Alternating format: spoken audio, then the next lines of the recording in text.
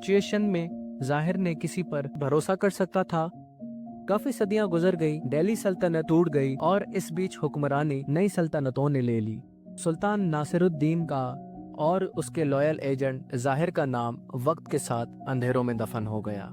لیکن پھر 1921 میں ایک دریافت ہوئی جس نے سلطان ناصر اور اس کے لویل ایجنٹ ظاہر الدین کو زندہ کر دیا۔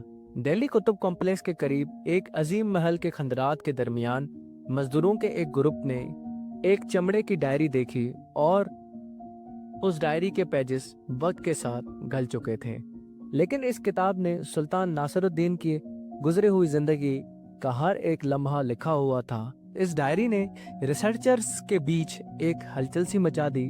اس ڈائری نے دہلی سلطنت کی سازشوں پر ایک جھلک فراہم کی۔ اس ڈائری نے سلطان اور اس کی سلطنت کے خلاف ہونے والی سیاسی سازشوں پر روشنی ڈالی۔ ریسرچرز